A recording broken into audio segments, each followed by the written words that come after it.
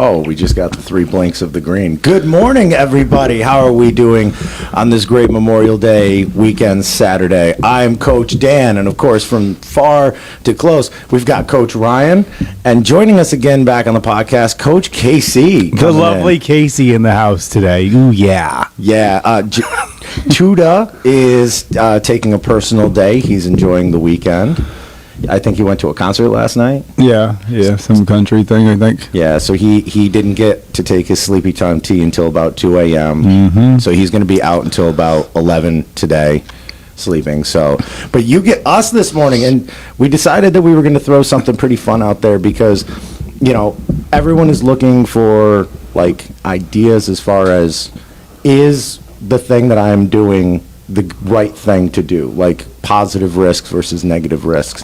And the fact that we've all discussed it on previous podcasts, that change can be scary and change can be downright terrifying. And the one thing that we hear is, you know, as coaches and as people just talking to our friends in real life, is that when someone is going to make a change in their life, it can sometimes be the most horrifyingly scary moment, and then everything afterwards is kind of, you know, clear sailing. And just taking that first step and that risk and that, you know, belief in yourself. And how do you even get to that point? It's a loaded question. Yeah, I think, but why is there so much fear initiated when you think about those type of actions? You know, what are people really afraid of? You know, is it failure? Is it what could possibly happen? And I always kind of go back and say, like, hey, what's the worst case scenario? It's fear of the unknown. Yeah, speak into your mic. There you go. Better? Yeah, it's better. But the unknown, but sometimes the unknown it could be a great thing. Mm-hmm. You know, but why does that fear paralyze so many people from even taking that step? But what's the worst thing that can possibly happen? If nothing changes, nothing changes. Mm-hmm. Right? So, but I always look at, like, what's one of the worst feelings that you could ever have in your life? And I go back and think about, like, high school sports. How come I never tried harder or worked or did this? It's regret, you know? Yeah. And I think that's one of the most paralyzing things. You know, looking at it from the regret standpoint, I think you and I have talked about one of your biggest regrets is you wish you would have read more books and taken in more knowledge. Yeah. I honestly look back, because we mentioned school, I wasn't really into athletics as much. I wish you weren't? Well, I mean, high school wrestling. Okay. At least it wasn't swimming. Okay. Exactly. It wasn't swimming. Good. Is that a shout out? Casey, did you swim? No. Okay. So just making sure. Rachel Lambruno is going to punch me one of these days. But the thought is it's like, I wished I would have put more stock in academics. I wish I would have studied more, and that's a regret on me, but I was able to make up for that later in life by realizing, okay, I wasn't a good student at this point, become a better student later in life when I take more responsibilities for myself. I wish my older mentors taught me the things that I learned later on. You know, the positive personal development books and stuff like that, rather than, hey, the history book of the War of 1812. I wish that was introduced to me at a younger age, so that way I had more, I don't know, fortitude to be more perseverant through the hard times instead of, I don't know, put on their victim pants type of thing, you know? Yeah, changing your mindset, outlook, things like that. Yeah. But I wish those were kind of like shared to us at an earlier age, so that way we didn't have to kind of fumble along, and then I think have to experience it. And it wasn't like, I think you had a life-changing experience where you're like, oh my God, well, somebody said, hey, this book. Because I'll never forget the first personal development book I ever read. I had a client, and it was The Secret. Super negative, and I was going through like I don't know, a salary change at my job in New York City. I was getting paid $30,000 a year to manage a gym, and I was like, hey, it's a year, our numbers are up. Hey, can I get 40, which is $50 extra paycheck? And they were like, no. And one of my clients, he was like, hey, you're pretty negative right now. You should read this book, and it's called The Secret. And I was like, Kev, I remember this guy's name verbatim. Kevin Frederick, his name was. He'll never watch this show. But he's like, hey, you're super negative. Watch this book. Watch this book. Don't read it. Just watch it. It was actually a movie. That's why I misspoke. Yeah. But I think that was a cool thing because I said no to him. I said, no, man, I'm too busy. And then I got fired. So that life-changing experience, I went and watched it on Netflix, and I was like, oh my God, how come I was never taught to be, positive or think positive things, or if I was negative things compound for us. So I wish that was 25 years old when I got fired from that. So, And do you think, because you and I are, like, this is the thing about kind of the hierarchy here, you and I are kind of older, and then Casey and Josh are still the wear young- diapers Yeah, I mean, they just stopped watching Rugrats when last she week. when she runs. Oh my God. Casey's never had an experience where she's had to go number 2 running. So I think in the next probably 6 weeks, it's going to happen. We'll find out. Yeah, I'm going to put X-Lax in your water. Great. Yep, have fun. She's like, I don't know if I should trust him or not. She shouldn't. I don't ever remember those kind of books being available. It's like I almost think the dawn of podcasts made those thinkers available to us, because growing up, like, I remember there were those self-help books. Sure. But they were always, and I'm not like ripping on them, by people who had like 10 pounds of Aquanet in their hair, and they spoke like snake oil salesmen, and Yeah. they didn't have any life experience, and you couldn't check their life experience. You just had to take what they said on face value, that they had achieved all this stuff. Now you have some of the biggest podcasts in the world have these motivational people on it, like E or Goggins or Tony Robbins, and you have like the information about them. You know their life story, and you know that they've come from nothing Sure. at some points. But Case, let's go back on your era. Like, how does that impact you now, being what, 22, 23? 23, yeah. That was close. So just freshly out of the womb, how do you feel like that has impacted your life? And I know your mindset conditioning coach in high school kind of introduced you to that. So has that been something, like, you're ahead of the game as far as us goes? Yeah. Well, I was just going to say, I feel like on the flip side of you guys, Josh and I are younger, but you are both the people that are doing that for us now. Sure. And so at 23, I feel like I do have that mindset where I'm able to stop and look. Like, if I did it the other day, I was having a bad day, so I was being really negative, acting like it was the end of the world. And I'm like, okay, it's the end of the day. Let's point out 3 positive things that Oh, good. happened in my day. Even if it's something small, like Dan holding the door for me, like you did this morning. Like, that's a positive thing that happens Sure. during your day. So, I don't know, I feel like it's your circle of influence, the people that are surrounding you. Yeah. And I also think that, I know one of our topics for today is like change and risk taking. I also think the people that you surround yourself with have to do with that as well. Because if you're trying to change certain things of your life or certain aspects, bad habits, create new good habits, if the people around you are not going to support that decision, then you're probably not going to be able to change. Yeah, I like it. I mean, let's talk about, like, risk taking. Is there such thing as a bad risk? Yes and no. Well, I asked for a question. Is it yes or no? Is there such thing as a bad I think risk? that bad risks do exist. Yeah. I mean, you could take a risk and it can fail. That But do doesn't you- necessarily make it bad, though. It could be a learning experience. I was gonna say, do you either win or you learn? You never lose. You never fail. You just figure out what doesn't work. Yeah. I think a bad risk is if it's detrimental to somebody else. Mm-hmm. You know, you could take a risk based on yourself. Like, you could, I don't know, obviously drinking and driving. Okay, that's pretty extreme. That's a bad risk. Mm-hmm. Yeah. But do you think most people don't identify, like, hey, I'm going to change jobs? That's a bad risk, right? Most people are saying, like, hey, I'm going to leave a relationship. That's a bad risk. Mm-hmm. But on the other side of it, don't you think that the learning process of what you actually really, really want? You know, I think Mac just posted something. I was reading it while I was driving here. Yeah, I was reading it while I was driving here. Bad risk. Bad risk. Bad risk. Thank you. Good. It said something like, if you do something that you don't care for and you do it every single day, that's called stress. But if you do something that you love, that's called passion. Oh, wow, that's a good one. So, like, paraphrasing what the quote was, I mean, that made a lot of sense. If we go to work of a job that we don't give 2 shits about and we absorb all of that, that's stress. Yeah. So why would we continue to do all that stuff? Well, I think we've said it on here before. It's like people become comfortable. I've worked in places where it's like the people don't want to be there. They're working mandatory overtime. They can't stand where they are. There's no upward mobility. But because they're guaranteed X amount of days off a year, because they know their holiday schedule, and because they know that there's the comfort of time and a half with the overtime, even if it is like 14 to 20 hours of overtime a week, they'll still do it because if they were to switch jobs, you never know how that's going to end up. And that to them is more stressful than the fact that they show up miserable every single day. But why do we always talk about occupations though?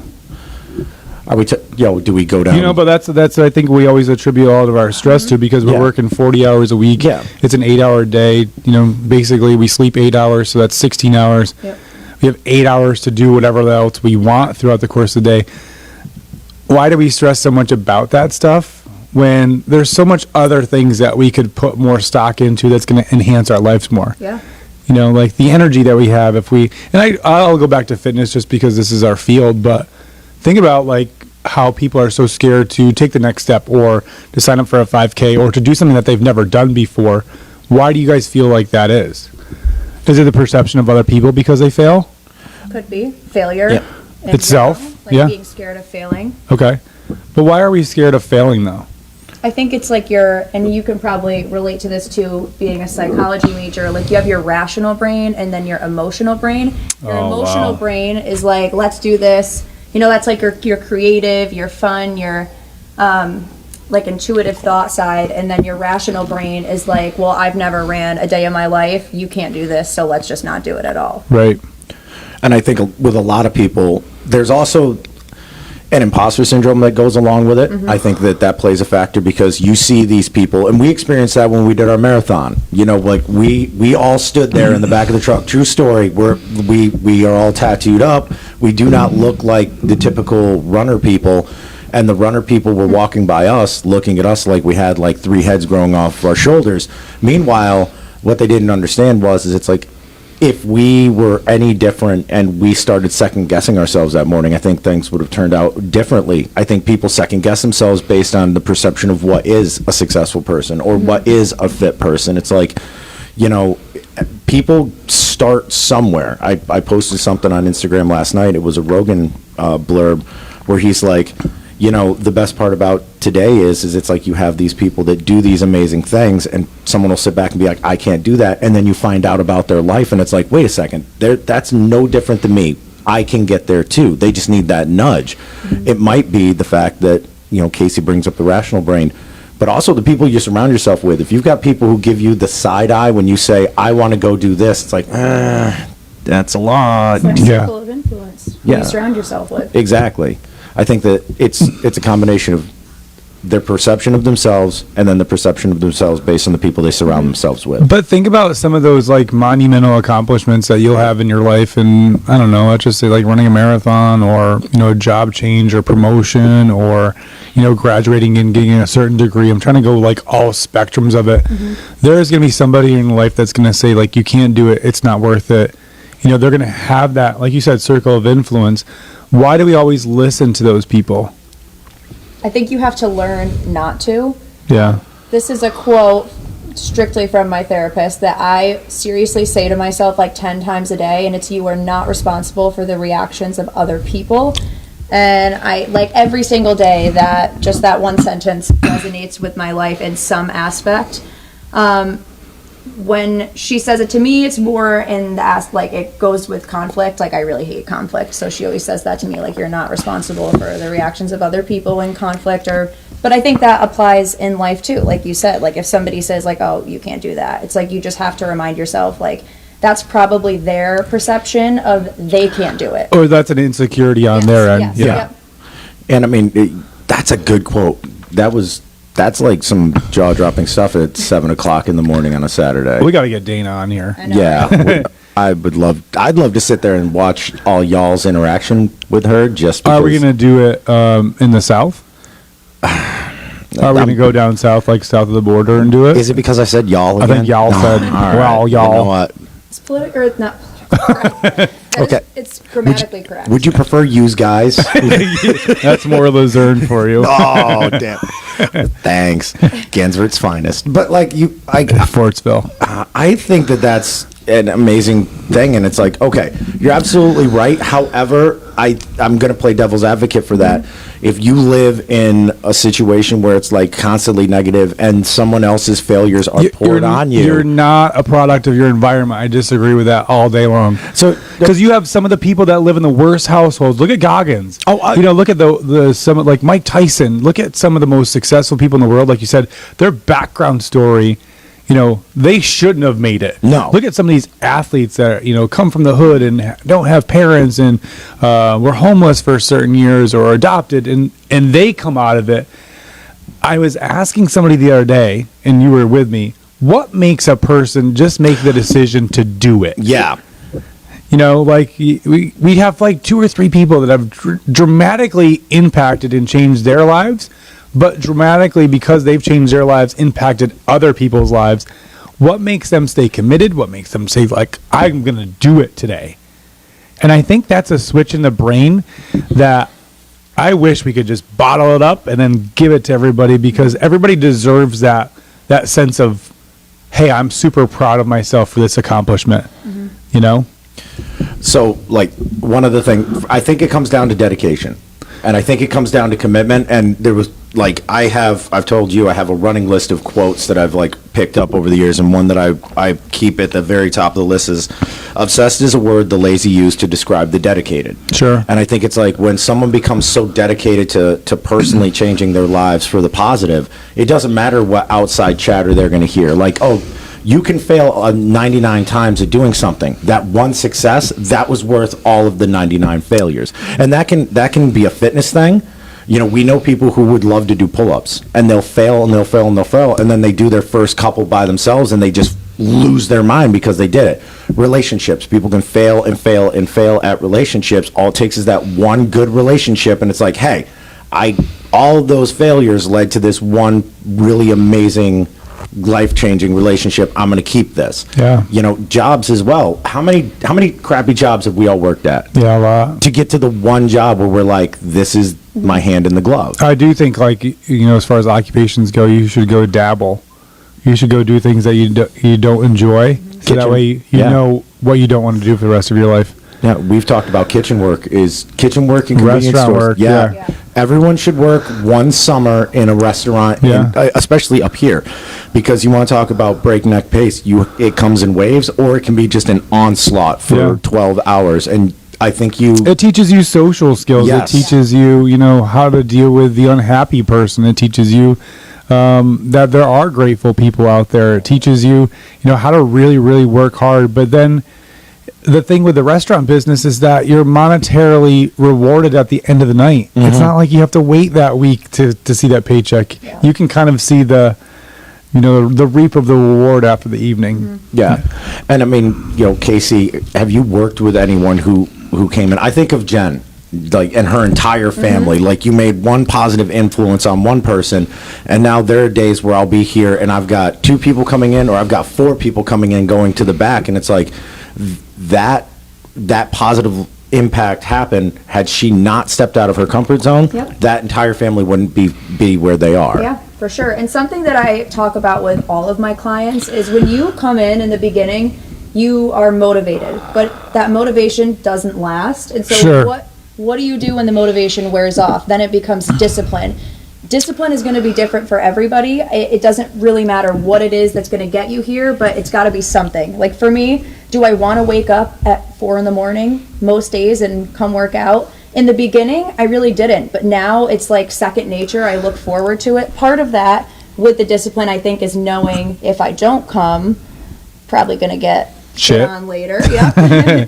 But you know what I mean? Like, what do you do in that? I don't know if it's motivation that gets people to start, though.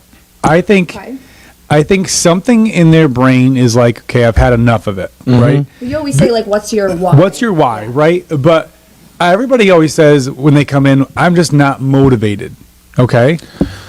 I think you become motivated once you start to see results, right? And what keeps you going is discipline. Yes. But what is it that gets you over the edge that says enough is enough? I have the courage to step outside my comfort zone to do this because it's so important to me. Because if it's not important, I always say, like, to my clients, how you do anything is how you're going to do everything. Mm-hmm. Right? If you treat it like a 4 or 5 on your scale of 1 to 10, you're going to get 4 or 5 results, and you can't be unhappy with that. But what gets them like, I'm going to do it? I mean, It's courage, I think. Yeah, and there's different people like to use that word, and they like to say this is courageous. It's like anything can be courageous. We had someone walk in here this week. Yeah, and yeah. It was like, honestly, I told her that was the most honest, blunt, one-word answer I've ever gotten was, how do you feel today, young lady? Very intimidated. And it's like, you're walking into a brand new situation admitting you're intimidated. You're getting past that hump. You're at least admitting that there's something going on, but you're walking in the door and you're putting in the effort. So let's peel back that onion layer. Why are we intimidated? We're intimidated because we're in our most vulnerable state. Yes. Right? We walk in a door, you can see all of our imperfections physically, how you move, how you look, but it's based on the perception of other people. So like you said, how do we really, really stop caring what people think about us? And I think it's a practice. It's not something that we can have an affirmation that we're going to read every single day. It's a quote, sure, but until you practice it, it becomes this like cloud that hangs over your head all the time, right? Because you're walking in the room and you're like, what are they thinking about me? What should I wear? Can I wear something that's not less revealing? I can't run because things are going to jiggle or whatever. I think it's the perception of other people weighs so much and plays too much of a role in everybody's lives. And until that cord is cut, then I don't think you'll ever have that. And that's where Jay Shetty's book really kind of helped me think like a monk. Like he kind of like said, I'm not who you are. I'm not who you think I am. I'm not who I think I am. I am who you think I am. Did I say it right? I believe so. I am who you think I think I am. Yeah.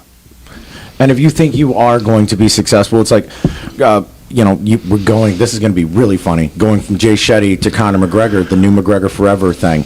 One of the interview clips that they showed is he basically said, I visualized me being successful. I visualized me being double champ. I visualized me being a millionaire. And within Driving a car down the street when his car wasn't even working. He didn't have a car. Yeah. I mean, it's like, that man's story, once again, like humble beginnings. It's like he saw himself being someplace and he made it happen, but it was the work and the drive that you have to have. And I think, and Casey, to go from your I don't want to wake up at 4 a.m. to work out thing, it's very hard to wake up at 5 a.m. in the morning and go for a run when you're sleeping in silk pajamas. Yeah. But also think about this, and I would flip the narrative and say, I don't want to wake up at 5 a.m. or 4 a.m. I get to wake up at 4 a.m. You said that to me once. Yeah. And that was been coached to me by Sean. Hoorah. I think that's a cool thing to think about because there's some people that can't.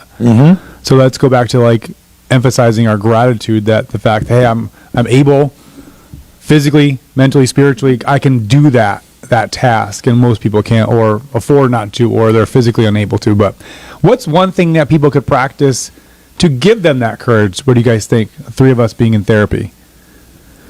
I think with change, a lot of times people go like all in 100% full force ahead, and you can't change every single aspect of your life at once because something is bound to go wrong. And I think when you're just starting out trying to change something, create a new habit, it's hard.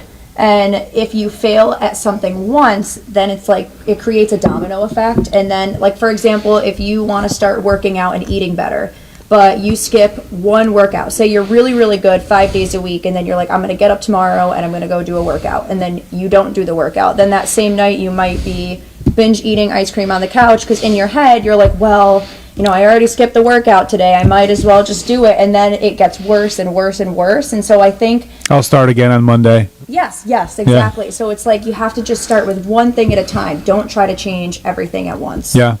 Dan? So I have a whiteboard next. This is like an extreme case. Some people say positive affirmations into a mirror. That's one of the things that my therapist said to me. He said, or write down your mantra or something and put it someplace where you can see it every single day. So in my kitchen, I have a whiteboard, and it's got 2 phrases written on it.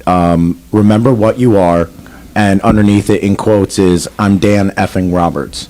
I edited for Mom. Thank you. You're welcome. And the reason why I do that is it's a reminder to me that, like, hey, like, remember who you are. Like, in your worst times, and there have been, in the absolute most dog crap times, those were in the past, and I'm where I am now because of those, and I'm able to make influences on people and try my best to be a better human today than I used to be. Do my best. And I do it every single day, but it's because I have that written on my wall, like as a reminder to like who you are. And I think that people sometimes forget who you are. Like you can go through all these dramatic experiences, Mike Tyson, Conor McGregor, all the Goggins, all these people, but they still came out of it. And they still worked hard to become better. We always look at athletes too, but let's look at like the single mom out there. Yes. Let's look at like, the family that adopted kids or the people that are rescuing puppies. Jeez, I'm just trying to be minimalistic, even though I love puppies.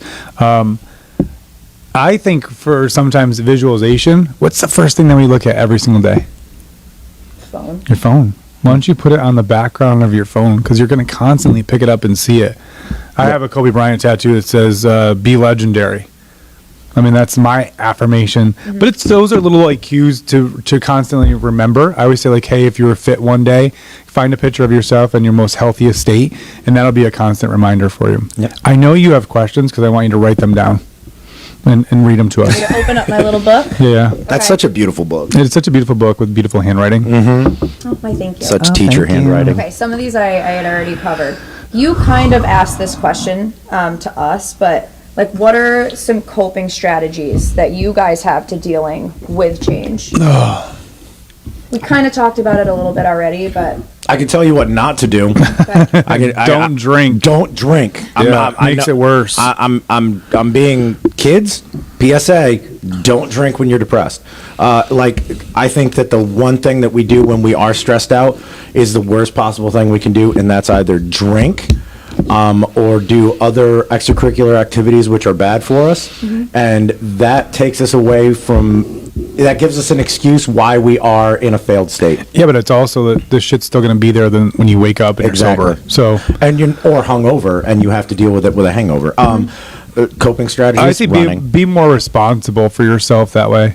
Don't mask it. Yep. Like, deal with it head on. What's the advice that you'd give a friend to do?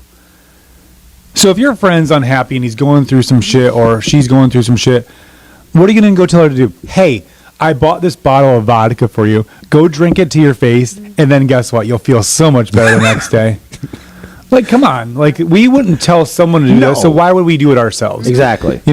It puts you in a false sense. And I kept saying, like, I had a trying week, let's say, but I said, imagine if I drank. Yeah. Yeah. Like, I would never come in. I would be shit. I wouldn't be of value to anybody. I think that's a coping mechanism by itself, is self-awareness. Identify that the fact that you're not in a great headspace.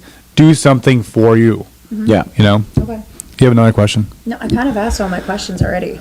Didn't even need to look in the book. Oh, wow. That, Okay. memorization. Or you asked and then we answered. So Glad we're on the same page. So what do you do for your coping strategies when you're stressed out? I mean, I 911 reach out to my therapist, but go ahead. well, I've never done a 911. But Well, that not 911, but I say 911 like, hey, I got to go in and see you today.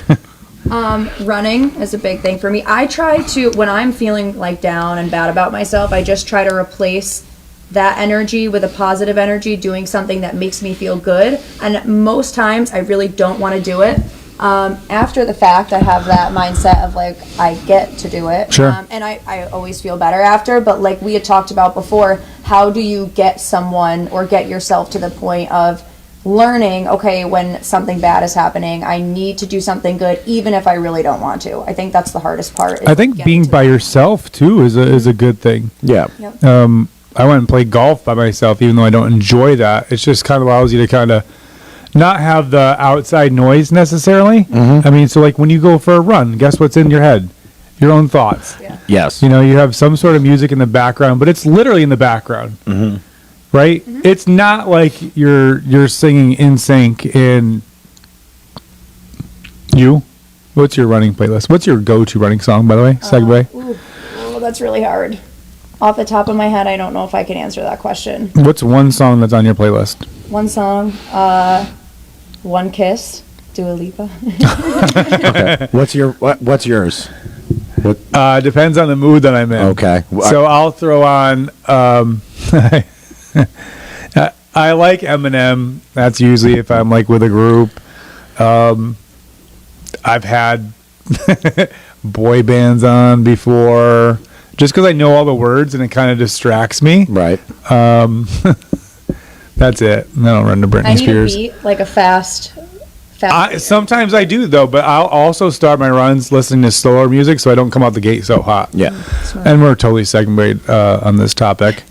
Let's go closing comments, questions, thoughts. What would you tell a person sitting on the couch now debating on taking some sort of risk? Oh, just do it. No. Right? That's the typical response we always get. Well, I'm gonna steal a page from my old man. My old man used to tell me, if you have a decision, take a piece of paper, wants and needs, negatives and positives. What's the worst that can happen by doing what you're going to do? And then write down what are all the positives that can happen. And if Spell that. positives? Positive. Positives. It's either Texas draw or loser and redneck. Which one do you want me to be today? Positive. Positive. And go from there. And honestly, like, put some faith in yourself. I think that too many people are okay with being where they're at because they just don't have enough belief in what they can do. And you can do a lot, believe it or not. Yeah.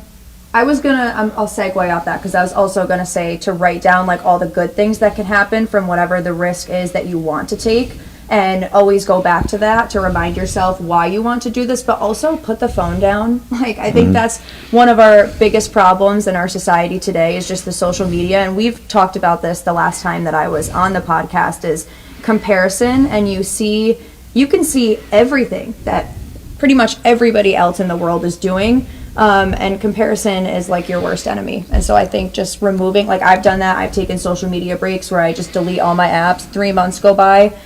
I always re-download it and then end up in the same point that I was. But, it's really, really good for the mental health to just remove yourself from that world. I guess I'm lucky enough where I don't look at social media as a stressor. I'm like, I don't give two shits what anybody else is doing. Sometimes, you're like, how does that guy have that? But you kind of like trust the process. I think that's one thing, trust the process.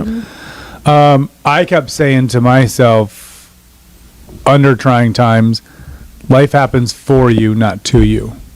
So the events that you're going through are a growth state. And my therapist didn't tell me this, but I've learned this. Think about the worst possible day of your life. Think about it. Okay. You made it out alive. Yep. You made it out. So think about the worst possible thing that's ever happened to you. You made it out the next day. So when we think that life can't get any worse, you're still here today. So that's what I kind of like, always kind of go back and say, minimizing trauma, somebody else has it worse. I mean, I'll do it. right. Yep. We're not supposed to do it, but on the spectrum, if we kind of put it in that perspective, I think you'll realize that your situation's not that bad. And then when you take a risk, just go for it. Have some courage. You'll never know what could happen if you don't attempt to fail. Yeah. And if I can piggyback off that, chances are someone has done or experienced the same thing you are going through right now.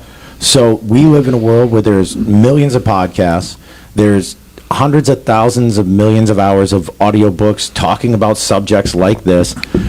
Investigate your situation, and chances are there's someone who's experienced it and talked about it, and you can talk about it too. Yeah.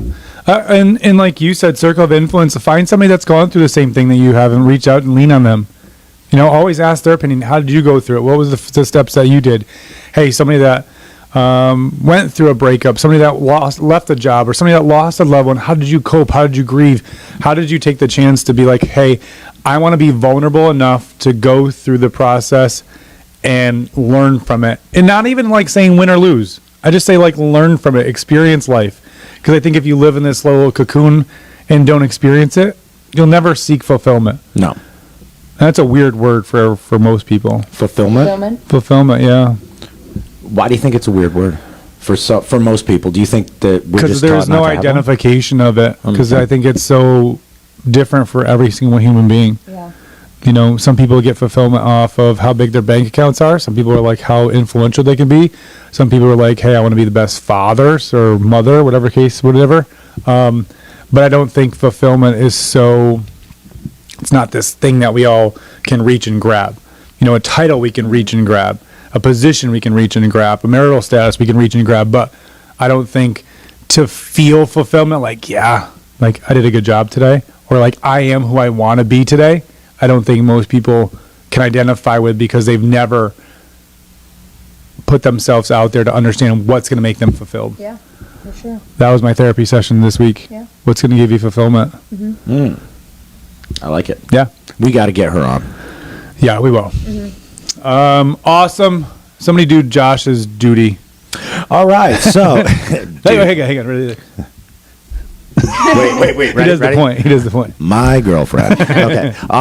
So like and subscribe to the Gym 518 on Facebook and Instagram. Like and subscribe to the YouTube channel, as our awesome producer continues to put our content on there from past episodes of Coaching Over Coffee. Follow us on our Instagram and Facebook pages. You can reach out to us at our names at thegym518.com. And of course, have a great Memorial Day weekend. Is that enough finger pointing for Josh, or is there one more in there? I just think it was a great ending to why our game show is going to be ending on today. Yeah. And you guys will win when you watch our next episode. Don't forget to spay and neuter your pets. That's it. Wrap.